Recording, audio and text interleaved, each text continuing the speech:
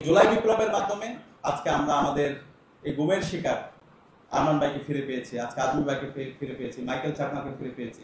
কিন্তু এখন পর্যন্ত ওয়ালিউল মুকাদ্দিস ভাইরা কোথায় আছে সেটা আমরা জানি না। এখন পর্যন্ত সুমন ভাই কোথায় আছে সেটা আমরা জানি না।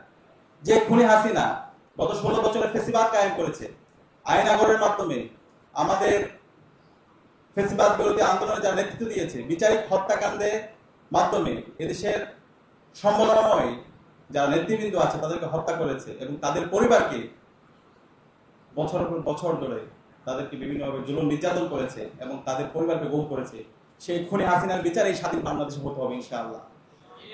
এবং আজকে আমরা দেখতে পাচ্ছি আমাদের এই খুনি হাসিনা এবং তার দোসরদের গুম, খুন, আইনাগর সেটার উপর আজকে ডকুমেন্টারি তৈরি হচ্ছে। আজকে মুস্তাফা সরোয়ার ফারুকী ভাই অনেকগুলো ডকুমেন্টারি তৈরি করেছে, আইনাগরের উপর ডকুমেন্টারি তৈরি করেছে, আরমান ভাইয়ের উপর, সুমন ভাইয়ের উপর। কিন্তু সেই ডকুমেন্টারিগুলোতে আমরা দেখতে পাচ্ছি খুনি হাসিনা এবং তার দোসররা সেটাকে নাটক বলতেছে। যে খুনি হাসিনা গত 16 বছরে বাংলাদেশে ফেসিবাদ কায়েম করেছে, এই জুলাই বিপ্লবে আমাদের 2000 ভাই বোনকে শহীদ করেছে, 40,000 ভাই বোনকে পঙ্গু করেছে, সেই খুনি হাসিনা এখন পর্যন্ত তাদের মধ্যে কোনো অনুশোচনা নাই। এই গণহত্যাকে, এই শিশু হত্যাকে, এই আইনাগর, এই সব কিছুকে তারা নাটক বলছে। আমাদের ছাত্র জনতার পক্ষ থেকে স্পষ্ট দাবি, বাংলাদেশে খুনি হাসিনা এবং তার দোসরদের রাজনীতি করার কোনো অধিকার নাই। তাদেরকে যেখানে পাওয়া যাবে তাদেরকে ধরে থানায় দিতে হবে, তাদের সবাইকে দৃষ্টান্তমূলক বিচারের আওতায় নিয়ে আসতে হবে। জার্মানিতে যেভাবে নাৎসি বাহিনীকে নিষিদ্ধ করা হয়েছে, ইতালিতে যেভাবে মুসলিনকে নিষিদ্ধ করা হয়েছে, একইভাবে বাংলাদেশে আওয়ামী লীগ, ছাত্রলীগ, যুবলীগ, খুনি হাসিনার দোসরদের রাজনীতি করার কোনো অধিকার নাই। তাদের সবাইকে দৃষ্টান্তমূলক বিচার আওতায় নিয়ে আসতে হবে। বাংলাদেশে রাজনীতি করবে বাংলাদেশপন্থী যারা আছে তারাই। এর বাইরে যারা ফেসিবাদ কায়েম করেছে, যারা আইনাগর তৈরি করেছে, যারা গুম খুন করেছে, তাদের রাজনীতি করার কোনো অধিকার নাই। এবং একই সাথে এই যে গুম খুন, গণহত্যা, শিশু হত্যা, এই সব কিছুর সাথে জড়িত রাষ্ট্রের যত ইনস্টিটিউশনগুলো আছে, এই ইনস্টিটিউশনের সাথে যারা জড়িত ছিল সবাইকে বিচারের আওতায় নিয়ে আসতে হবে। সকল কিলার জেনারেলদের বিচারের আওতায় নিয়ে আসতে হবে।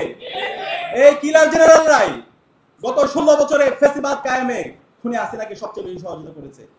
বাংলাদেশের সেনাবাহিনী দেশের স্বাধীনতার সার্বভৌমত্বের অখণ্ডতার জন্য আমরা সবসময় বাংলাদেশ সেনাবাহিনীর প্রতি আমাদের ভালোবাসা আছে এবং আমরা বিশ্বাস করি সেনাবাহিনী স্বাধীনতার সার্বভৌমত্ব অখণ্ডতার জন্য সবসময় তার লড়াই সংগ্রাম জারি রাখবে।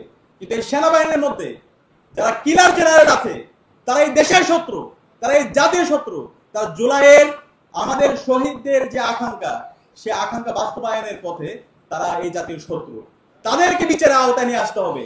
কিন্তু আজকে দুর্ভাগ্যের বিষয়, আজকে আমরা দেখতে পাচ্ছি এই কিলার জেনারেলদেরকে তাদেরকে এসি প্রিজন বের করে নিয়ে আসা হচ্ছে, তাদেরকে যেখানে রাখা হচ্ছে সেখানে তাদেরকে এসি ব্যবস্থা করা হচ্ছে। এটা পুরো জাতির জন্য লজ্জা।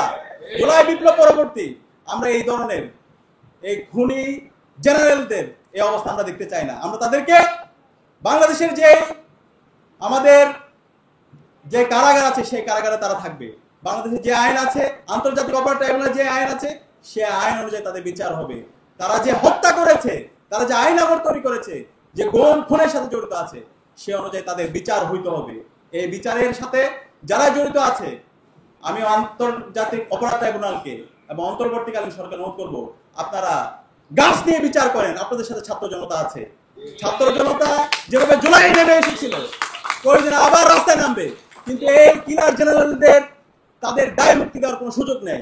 এই দায় মুক্তি দেওয়ার যারাই চেষ্টা করবে, বাংলাদেশে ফেসিবাদের যে পরিণত হয়েছিল, খুনি হাসিনার যে পরিণত হয়েছিল, তার চাইতে খারাপ পরিণতি আপনাদের হবে। আমরা যারা আবু সাইদের উত্তরসূরিরা, শহীদ ওয়াসিম, শহীদ আলী রায়হানের উত্তরসূরিরা আছি, আমরা ঘুমিয়ে যাইনি। আমরা আমাদের প্রতিবাদ প্রতিরোধ জারি রাখবো। 5 আগস্টের পরে আমরা দেখতে পেয়েছি যে আয়নাগরের এবং বিভিন্ন জায়গায় যে টর্চার সেলগুলো ছিল সেই আলামতগুলো ধ্বংস করা হয়েছে এবং যে নথিগুলো ছিল সেগুলো ধ্বংস করে দেওয়া হয়েছে।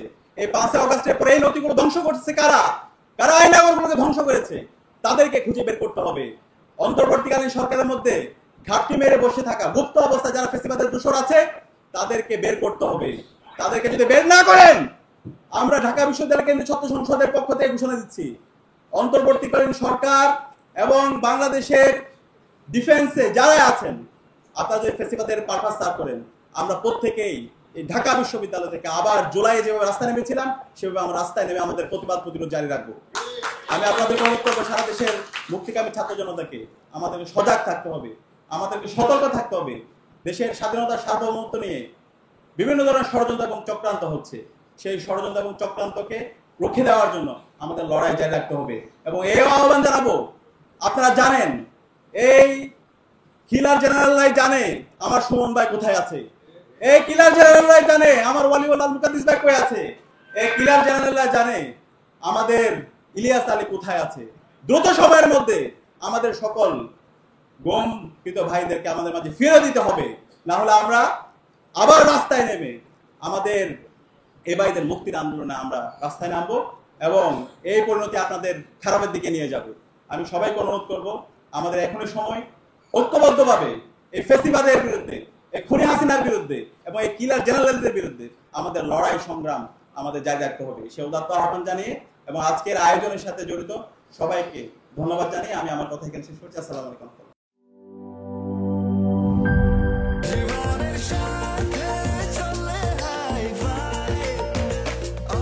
স্বাস্থ্যকর অল টাইম, সব সময় অল টাইম হেলদি লাইফ।